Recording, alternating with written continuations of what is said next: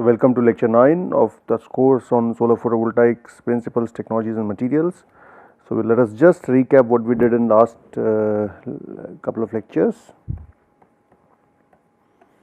So, we started our discussion on band structure very briefly, I mean without going into any details, and basically what happens is that when you plot energy versus wave vector, there is a continuous gap in the EK diagram, which is basically the band gap, and semiconductors and insulators have a finite band gap, and if it is less than generally 2.5 volt electron volt, then it is semiconductor, and for band gap higher than 2.5 eV, it's we define the material normally as insulator. Now there was also something called as direct and indirect band gap semiconductor.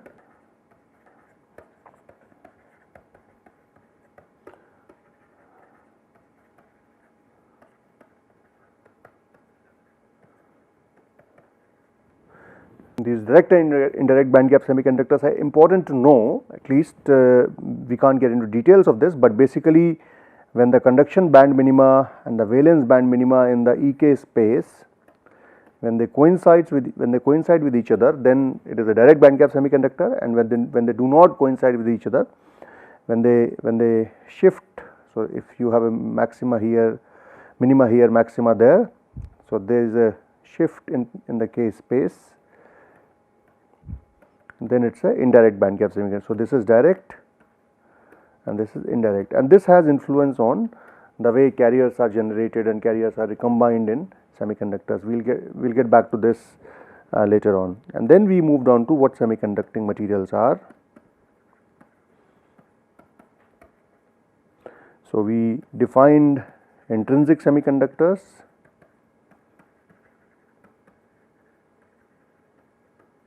and we defined extrinsic semiconductors.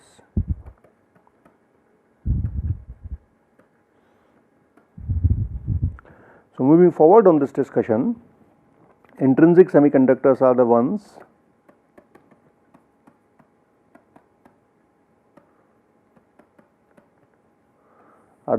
for which N is equal to P, and this is mainly those semiconductor which are where carrier generation is because of thermal excitation. So, you have conduction band, you have valence band, and electrons from this are excited to the conduction band. So, this is conduction band, this is valence band, leaving rise to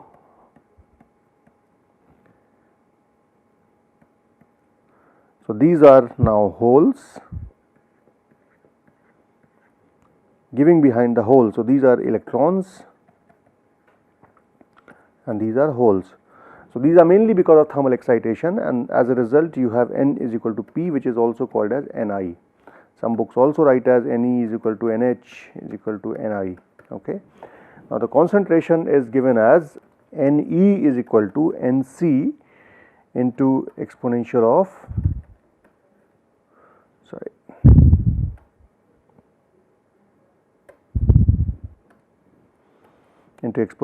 minus of Ec minus Ef divided by Kt, and Nh is Nv into exponential minus of Ef minus Ev divided by Kt, where Nc and Nv are effective density of states in conduction band, and this is effective density of states in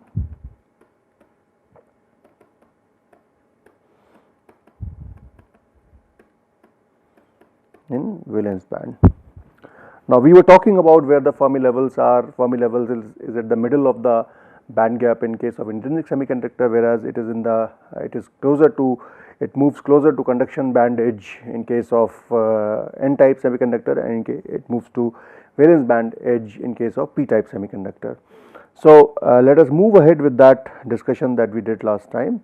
So the way these carrier concentrations are come about, so the carrier concentrations are basically calculated as, so from EC to infinity, sorry,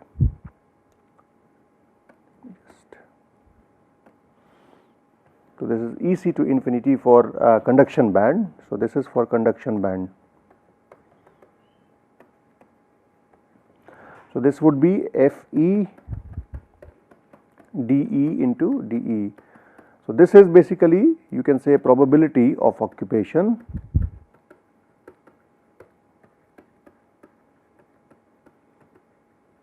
dE is density of states and this is over an interval dE. So interval, and we have integrated it from EC to infinity to calculate the carrier concentration in the whole of conduction band. For holes, so this is for Ne, this is for NH. For valence band, it would be minus infinity to EV, okay. And in this case, since we are looking at holes, it would be 1 minus Fe dE into small dE. Again, it is probability of occupation of holes, density of states, and this is the interval dE, okay. So, and we know what Fermi-Dirac statistics is, and G and the density of states, to be precise, is given as, for conduction band at least, is given as 1 over 2 pi square to me star, which is effective mass of electron. We haven't gone into effective mass of theory and all that, but I will give you references from which you can read about effective mass, E minus EC to the power half. And that for, let me give you also the expression for holes, just bear with me for a minute. And density of states for valence band is 1 over 2 pi square to mH star divided by h cross square to the power 3 by 2 into EV minus E to the power half. So this is valid for E greater than or equal to EC, and this is for E less than or equal to EV. So now when you make the appropriate substitutions, you will, and if you do the integral, and of course you know the expression for Fermi-Dirac statistics, you will get N as NC into exponential of EF minus EC divided by KT, and NE and NH as NV into exponential EV minus EF divided by KT. Alternatively, you can write as that exponential of minus of EC minus EF divided by KT, and this would be NV exponential minus of EF minus EV divided by KT. And when you multiply these two together, NE into NH, it becomes NC into NV exponential of minus of EC minus EV divided by KT, and EC minus EV is equal to EG divided by 2. So we get NE into NH, which is equal to NI square, which is equal to NC into NV into exponential of minus of, so this is, sorry, EC minus EV is equal to EG. So this is minus EG divided by KT, and hence NI becomes equal to NC NV to the power half exponential of minus EG divided by 2 KT. Okay. Well, what is now NC NV? So this NC NV is basically NC is 2 into ME star KT divided by 2 pi h cross square to the power 3 by 2, and NV is equal to 2 mh star kT divided by 2 pi h cross square to the power 3 by 2. These are the expressions for Nc and Nv, which we didn't look at last time. These are the expressions for, basically this is the expression for intrinsic carrier concentration in a intrinsic semiconductor. That is how you derive it. Now for extrinsic semiconductors we defined last time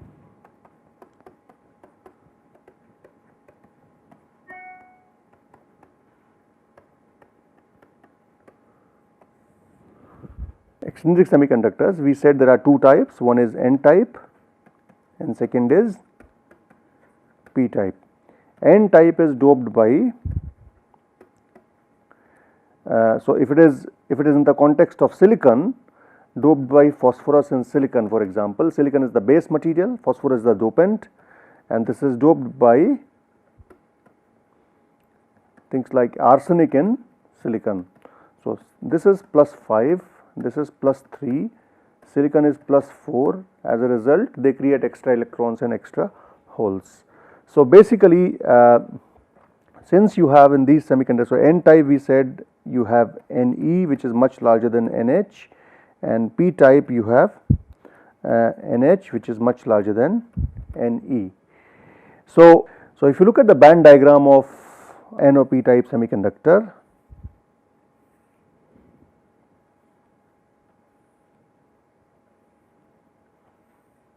okay. So for a N type semiconductor, there are high electron density and very few holes. So this is N type, and the Fermi level lies, so this is, let us say, the EFI, the Fermi level of N type semiconductor lies little bit ahead, little bit above the EFI, and the donor level lies very close to, so this is EC, this is donor level.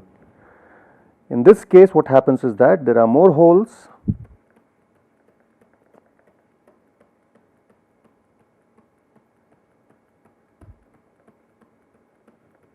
and fewer electrons. Okay. So here this is EV, again the mid gap position is this, but the Fermi level lies here. So this is EFP, this is EFI. EFI is equal to EG by 2, but EFP is little bit lower. We will see the expressions of those in a little while. This is EC, okay, and in this case the acceptor level lies here. So we said last time that the donor and acceptor level are very close to EC and EV, so that they are completely, so that the atoms sitting in them are completely, donor, acceptor and donor atoms are completely ionized. So ionization energies of these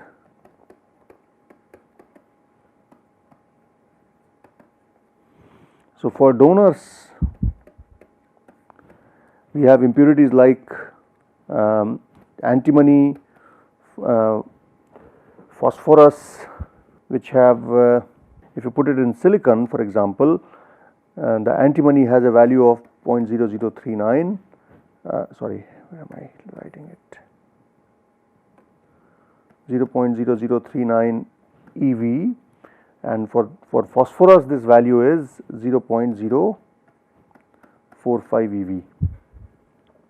Sorry, in this case, in case of antimony, in case of P type doping, let me correct it, it should be boron or aluminum, not arsenic. Arsenic is plus 5, so it should be boron or phosphorus, boron or aluminum. Typically antimony, phosphorus, antimony is used for N type doping, and boron or aluminum or gallium or indium, they are used for P type doping. So let me correct myself there. So this is P type. So this would be phosphorus doped silicon or antimony doped silicon. In this case it would be aluminum or boron doped silicon. And if you look at acceptors, in case of acceptors, the aluminum common impurities are boron and aluminum. For boron, the ionization energy is 0.045 electron volt, and for aluminum it is 0.057 eV. So you can see that these are very small energies. As a result, near complete ionization of these is obtained, and since these energies are very small, all the extra electrons which they bring are able to get into the conduction of valence into the conduction band. All the extra holes which are created, they are created in the valence band. So as a result, since their energies are very small, they are completely ionized. We can write that Ne in N type is equal to Nd, which is the donor concentration,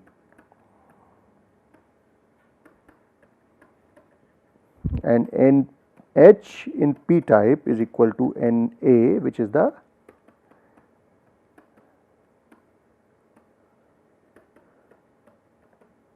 acceptor concentration. So this is for N type and this is for P type. So when we say that, but at the same time we also make sure mass conservation ensures that Nd and NH is equal to Ni square, okay, which means for N type Ne is equal to Nd, hence NH is equal to Nd Ni square divided by Nd. For P type, NH is equal to Na, as a result Ne is equal to Ni square divided by Na. So these are the concentration of carriers that we have, okay. Alright, so we can also write these expressions little bit differently. So for example, we said that Ne is equal to Nc into exponential of minus Ec minus Ef by kT, and NH is equal to Nv into exponential of minus of Ef minus Ev divided by kT, okay. We also know that this is equal to Ni for intrinsic semiconductors, right, okay.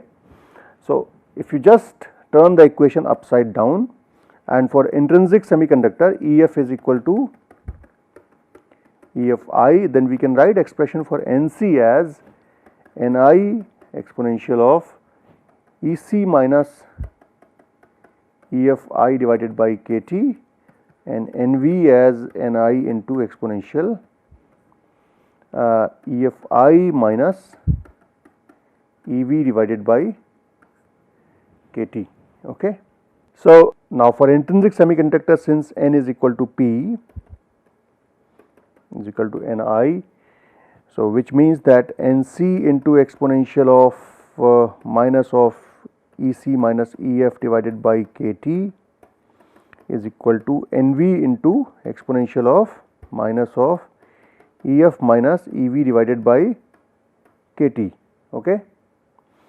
If that is true, then we can get the expression for, and if Ef is defined as EFI, then we can write an expression for EFI. EFI is equal to Ec plus Ev divided by 2 plus kT by 2 into ln Nv by Nc, and this will turn out to Ec plus Ev divided by 2 plus 3 kT by 4 ln of mH star divided by me star, effective mass of hole and electron. So if the effective mass of hole and electron were equal, then EFI would be right at the mid gap position. However, if they were different, then EF will be different, okay. And you can also see there is a temperature dependence of EF as well. So as the temperature changes, the Fermi level also goes, it increases, okay. Now another thing that you need to worry about a solid is, since if you create electron and hole, which means you have positive and negative charges. If you dope it with n-type impurity, you have n-type impurities, ionized atoms. If you have p-type doping, you have p-type impurities. However, as a solid must remain charge neutral. So,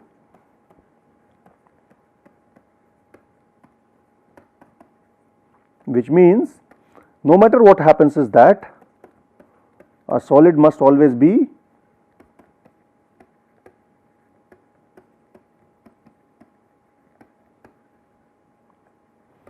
charge neutral, which means that for a given semiconductor Q into Ne, so minus Ne is the negative charge, plus holes NH, plus Nd plus, which is the donor atoms, minus the acceptor atoms which are negatively charged, minus Na minus, that overall charge must be equal to 0. And we know that NH is equal to Ni square divided by Ne.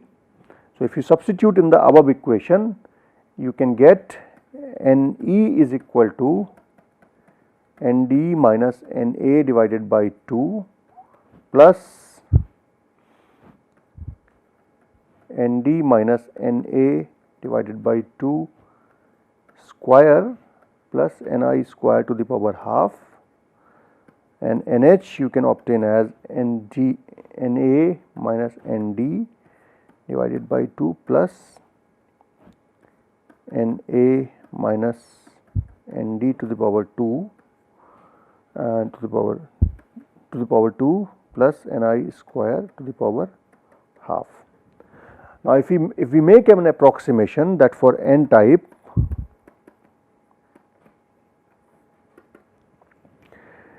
if Nd is equal to is a lot greater than Na, which is true for N type semiconductor, donor impurities are much larger than the acceptor impurities. Remember, you will always have some donor and acceptor impurities present in every semiconductor, even in intrinsic one, but the effect almost cancels out each other, because you can't completely purify a semiconductor to 0 impurity. Nothing is completely pure based on the laws of thermodynamics.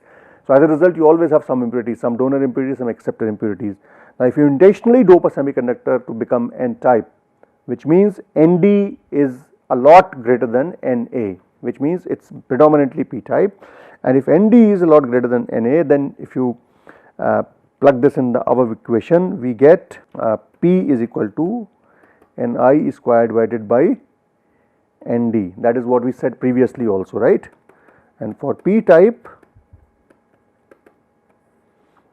Na is a lot greater than Nd, which leads to so sorry, let me just not write as P, let us write as NH, okay, and in this case Na will be equal to Ni square divided by Na, okay. So, and of course Ne will be equal to Nd, and in this case NH will be equal to Na, okay.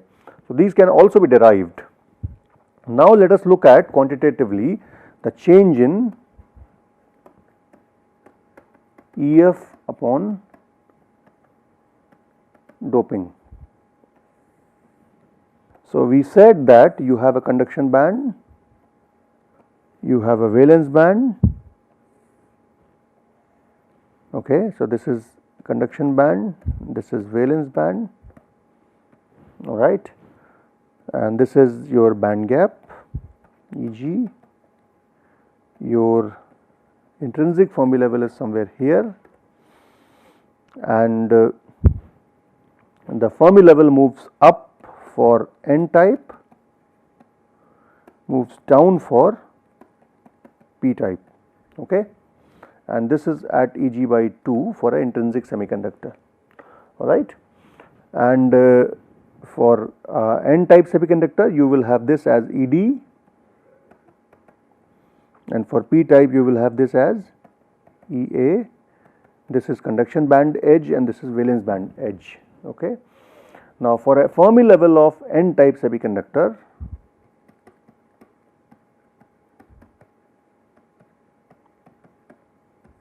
we can define EFN is equal to EFI plus KT into ln of Nd divided by Ni, and this is for Nd being a lot greater than Na as well as Ni. Okay. And for a p type semiconductor,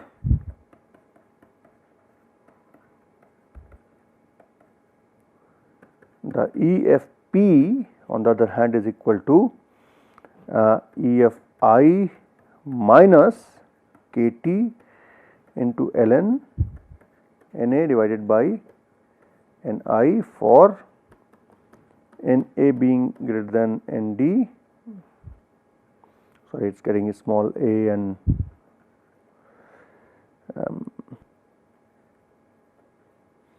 and it should be greater than Ni. Okay. So basically you can see from this expression that as you increase the donor concentration in the first equation, as you increase the donor concentration, the term on the right increases, right, and it is multiplied by KT.